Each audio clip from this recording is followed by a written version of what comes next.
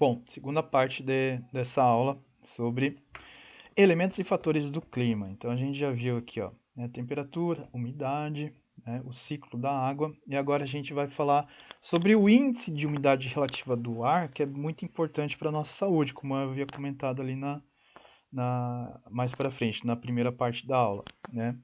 Então, ó, esse índice de umidade do ar ele é bastante conhecido, né, e aparecendo com frequência telejornais, sites especializados em meteorologia. O que é meteorologia? Previsão do tempo, né? A ciência que estuda os fenômenos que ocorrem na natureza, tá? Relacionados ao clima e ao tempo. Ele geralmente acompanha outros dados da previsão do tempo, como temperatura e probabilidade de chuva, tá? Então, normalmente, uma previsão do tempo a gente vê assim, ó, temperatura, probabilidade de chuva, umidade do ar, vento às vezes também, né? Índice UV de radiação ultravioleta da luz solar. Esse índice refere-se ao percentual de vapor d'água presente na atmosfera em dado momento. Qual índice ele está falando aqui? De umidade relativa do ar. Então, ó, a gente tem um. Normalmente a gente tem uma tabela assim, né? O índice de umidade relativa do ar, o que é o melhor para a saúde de todo mundo, para as plantas, para todo mundo, para os animais, é de 60%. Ó, é o nível de umidade recomendado pela OMS. Não é que assim, é recomendado pela OMS, é o ideal, né? Ah, é 60%? Ah, como é que a gente vai deixar o clima, se o índice da umidade do ar mais, se ele está 30% ou se ele está 80%, como é que a gente deixa ele em 60%? Não tem como fazer isso, né? Isso é um fator climático. É claro que a interferência do homem, as alterações climáticas, eles pioram isso aí. Mas não tem como a gente corrigir. Existem maneiras de você evitar climas muito secos, por exemplo. Mas olha só, baixos índices de umidade do ar podem ocasionar problemas de saúde, principalmente os respiratórios, além de propiciar e potencializar incêndios florestais. Então, o índice de umidade adequado que a gente quer é de 60%. Se ficar muito alto, é ruim também, ó, porque um ar muito úmido aumenta a proliferação de fungos e de bactérias. Pode também ter doenças, né? Se a gente tem um ambiente com muito fungos e bactérias, vários tipos de doenças. Se ficar muito baixo, olha só, ocorre o ressecamento das vias aéreas respiratórias, fica mais difícil respirar. E também o ar ele fica com uma maior quantidade de poeira, porque se tem uma umidade no ar, as poeiras, quando elas se unem a essa umidade no ar, elas acabam caindo. Tá? Isso é bem interessante. É microscópico o negócio, a gente não vê. Tá? Mas é ruim, dos dois lados. O mais seco é pior do que o mais úmido, que até dá para controlar uma contaminação de fungos e bactérias. Né? O problema é o ar seco. Existem algumas estratégias para se evitar isso. Eu até trouxe aqui, que eu vou deixa eu mostrar. Então, por exemplo, ó, tem bastante informação se você joga ali umidade relativa no ar, ela sempre vai estar assim em relação ao mais seco, né? Então, ó, cuide-se, amenize os efeitos. 60% é o ideal. Ó, índice de umidade relativa do ar conforme a OMS. Ó, entre 20% e 30% estado de atenção, entre 12% e 20% estado de alerta. Aí as prefeituras, defesa civil, os órgãos governamentais competentes que devem emitir essas informações. Normalmente são essas centrais meteorológicas, né, que emitem essas informações. Por exemplo, eu vou mostrar para vocês, no Brasil a gente tem grandes estações meteorológicas, né, que fazem essa previsão do tempo e que elas observam, né? Ah, em tal região do Brasil a gente está tendo uma umidade ali a umidade está muito baixa. Então eles ligam, mandam um e-mail, alguma coisa assim, avisando, né, os órgãos de defesa do município, da região, falando, ó, a umidade está muito baixa, vocês têm que avisar a população, emitam informações nos jornais locais, façam as recomendações adequadas, né? Por exemplo, ó, inferior a 12% estado crítico. Quais são, ó, por exemplo, em climas muito secos, hidrate-se bastante com água de coco, sucos naturais. Por quê? Porque você acaba perdendo muita água para o ambiente também, né? Você nem percebe, mas ocorre uma transpiração na sua pele que você nem percebe. Ó, evite atividades ao ar livre e exposição ao sol entre as 10 horas da manhã e 5 horas da tarde. Tá? Prefira alimentos leves e frescos, use roupas mais confortáveis. E isso aqui também está relacionado à temperatura, né? Essas umidades baixas do ar atmosférico aqui ocorrem normalmente no verão. Tá? Evite frituras, né? Evite banhos com água muito quente. Em caso de problemas respiratórios, procure um especialista. Tem também preocupações ambientais. Em umidades relativas do ar muito baixas, a incidência de queimadas e fogos é maior. Então, qualquer faísquinha que cair num mato, numa região assim de vegetação, que vai estar muito seco, sabe? Então, pode pegar fogo ali muito rápido, né? Bom, então, isso é em relação à umidade relativa do ar. Aí, olha só, para medir a umidade do ar presente em uma região, e determinar a probabilidade de chuva, porque também a gente consegue fazer a previsão de chuva em relação à umidade do ar, né? É utilizado um instrumento meteorológico chamado de pluviômetro. Aqui no caso ele seria nesse GIF que eu trouxe aqui para vocês, seria um pluviômetro digital, né? Que ele fica coletando essas informações e mandando para uma central, que seria essa aqui, ó. Tá mostrando a quantidade, ele mede a quantidade, aqui está mostrando a quantidade de chuva, né? Ele mede a quantidade de chuva que está caindo, mas ele também tem essa função de medir a umidade relativa do ar. Ao mesmo tempo que ele traz a informação da quantidade de chuva que está caindo, ou acumulada, ele também traz essa informação da umidade relativa do ar. Dá para fazer isso em casa, tá? Eu acho que até tem uma atividade para fazer isso do LDI, se eu não me engano. Mas olha só, eu peguei essas informações aqui, ó, para você construir com uma garrafa PET, tá? De refrigerante, né? Aí você pode colocar uma régua, porque você precisa medir a quantidade de água acumulada aqui, ou você pode construir uma régua, né? Fazer um traçado aqui na garrafa e tal, mas aí tem que fazer com cuidado. E aí, olha só, tem aqui, ó, esse aqui era da região de Fraiburgo, ó, pluviômetro Nova Friburgo. Nova Friburgo é Rio de Janeiro. Fraiburgo é Santa Catarina, então Nova Friburgo é no Rio de Janeiro. Então, ó, para cada região, o pluviômetro possui limites diferentes. Por quê? Porque depende do clima. Para Nova Friburgo, os limites médios de emergência são. Por quê? Como assim? Eu vou construir um pluviômetro desse para um clima de região seca do Brasil, no Nordeste, por exemplo, que não cai muita chuva. Então lá, digamos que se cair 30 milímetros de chuva, eles podem estar em risco. Tá? Mas aí em Nova Friburgo, região serrana do Rio de Janeiro, 30 milímetros para eles é normal, né? Beleza. Só que se cair, ó, 80 milímetros é crítico, tá? E chega lá normalmente a 80 milímetros. Então, ó, eles têm, ó, 30 milímetros, atenção, 60 milímetros, alerta, 80 milímetros, crítico. Né? Ó, esses limites são para 24 horas ou menos. Tá? Então, tem uma régua aqui, ó, mostrando, né? Quantidade de chuva acumulada, e aí isso aqui fica onde? Fica dentro de um equipamento mais ou menos parecido com isso aqui, com essa garrafa, né? E aí você vai medindo a quantidade de água que vai caindo aqui, né? Chegou a 80 milímetros aqui, ó, que está entre o vermelho e o preto, ó, a região de alerta. A Defesa Civil tem que avisar. Os bombeiros têm que trabalhar também, a prefeitura. E olha só, e finalmente, quando ele chegar a 80 milímetros, o que devemos fazer, ó? 80 milímetros, isso no caso para a cidade de Nova Friburgo, que chove bastante, tá? Nível crítico, alerta máximo, avisar a vizinhança, seguir para local seguro, nunca retornar.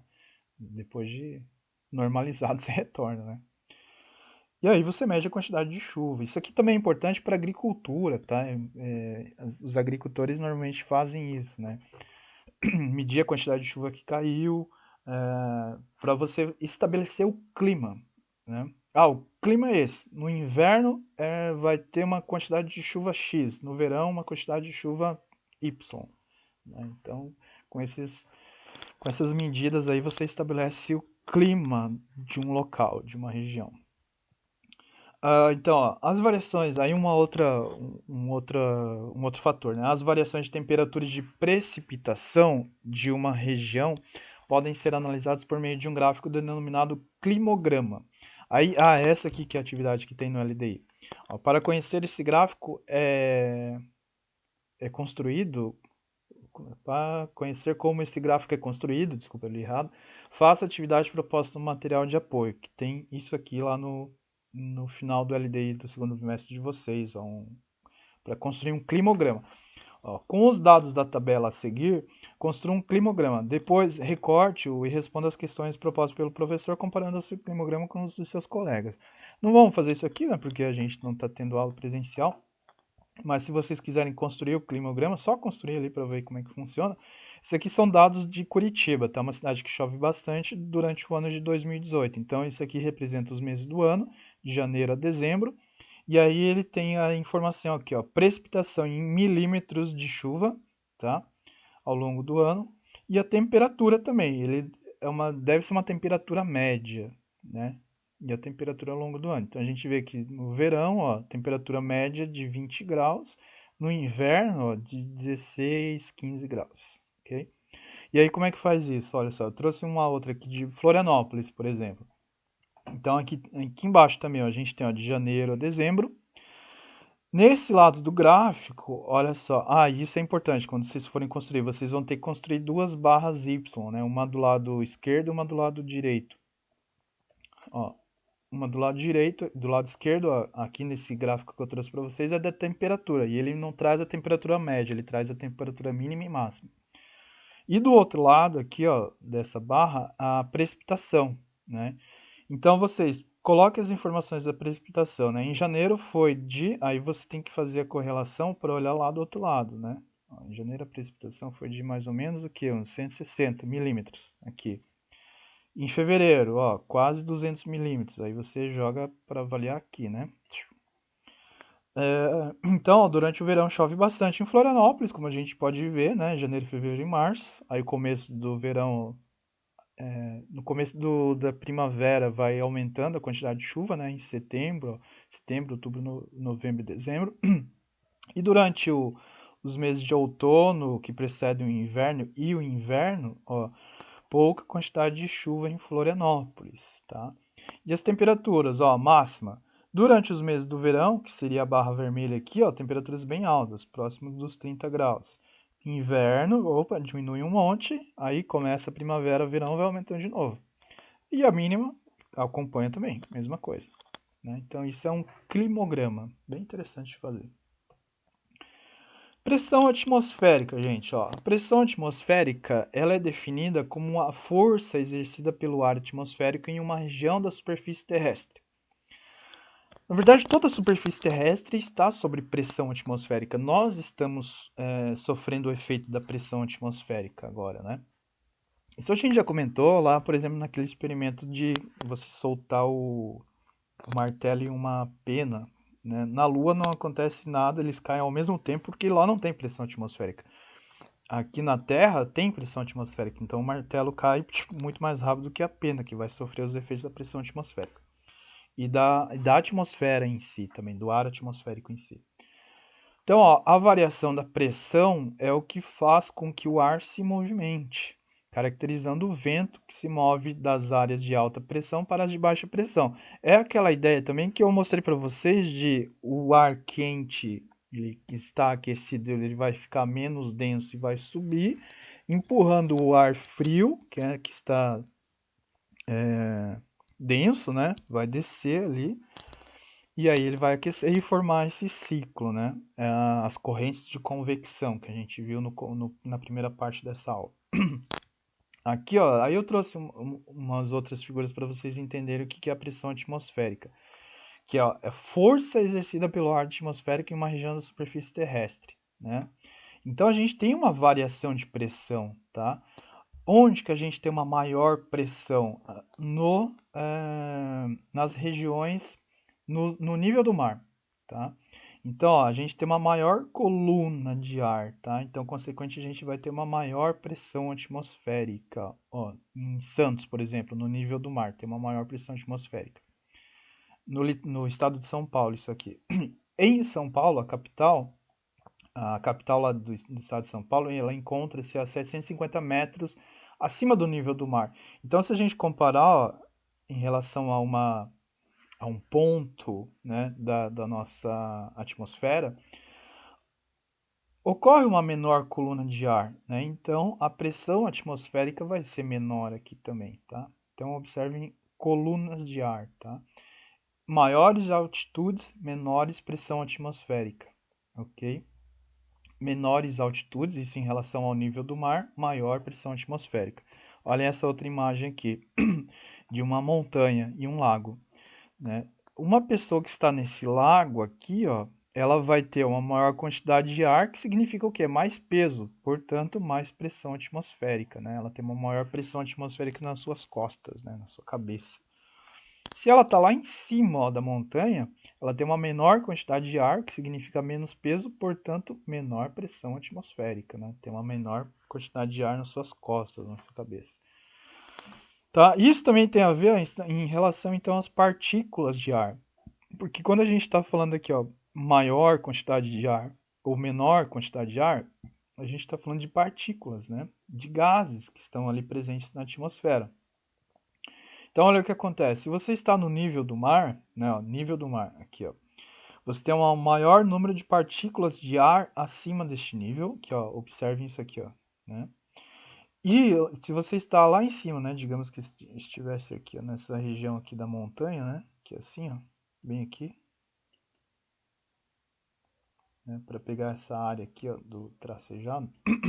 Então, ó, o menor número de partículas do ar acima deste nível, né? Então a gente tem, ó, bem poucas partículas do ar. Quais gases? Ah, oxigênio, gás carbônico, vapor d'água, os gases que formam o ar atmosférico, né?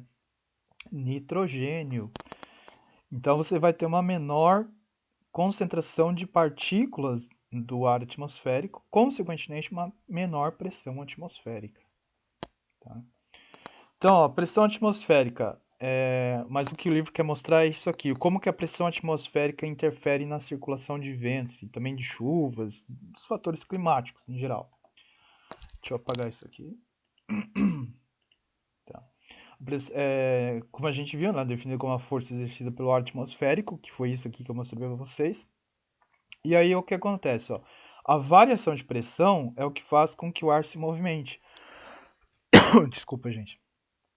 E caracteriza o vento que se move de áreas de alta pressão para de baixa pressão.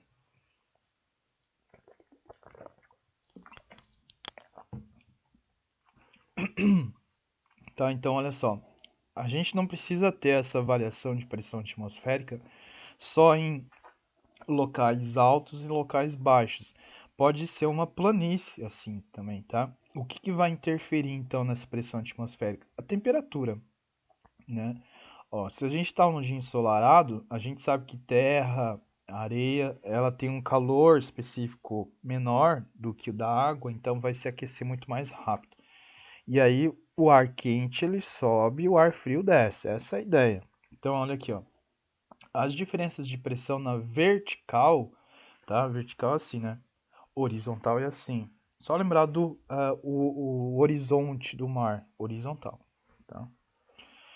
Provoca o deslocamento de massas de ar atmosférico e a produção de correntes de convecção, que são fundamentais para o ciclo hidrológico, né? Para a movimentação da água. Então, olha só, começando aqui pelo ar. Você tem altas pressões atmosféricas, né? Você tem uma alta quantidade de ar atmosférico aqui. O que está acontecendo? Ó, o ar denso, que é o ar frio, pesado, ele vai descer e vai se aquecer.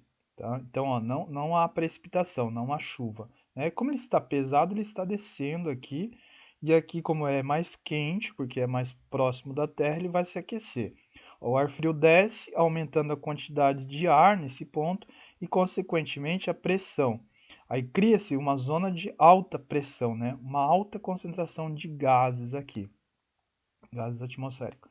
Aí vai ocorrer uma circulação, né? Esse ar ele tem que se mover, né? Ele vai empurrar aqui um ar que estava aqui, que era um ar frio, né?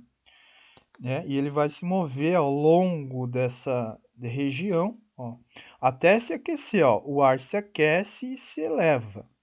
O peso sobre a região diminui, criando uma zona de baixa pressão atmosférica, porque se subir o ar, vai diminuir a quantidade de ar atmosférico nessa região, então diminui a pressão atmosférica também. Né? Lembre-se, pressão atmosférica ó, diz em relação a maior ou menor quantidade de partículas de ar. Então, se o ar aqueceu, subiu, opa, diminuiu a quantidade de ar aqui, diminuiu a pressão atmosférica. Então, essa é uma cidade de baixas pressões. Aí esse aqui, ó, esse ar que estava quente vai subir, né? O vapor d'água contido no ar sobe, resfria-se e condensa, ocasionando a chuva. É aquilo que a gente viu. Aí vai ficar o ar resfriado só aqui e ele vai continuar essa movimentação, né? O ar frio, né? Aqui, aí vai se aquecer, né? Vai descer, vai esquentar novamente, vai subir, fazendo esse ciclo. Isso é um ciclo da pressão atmosférica, então. Deixa eu ver uma coisa. Tá, eu vou parar a aula por aqui e continuo da parte 3 desse ponto.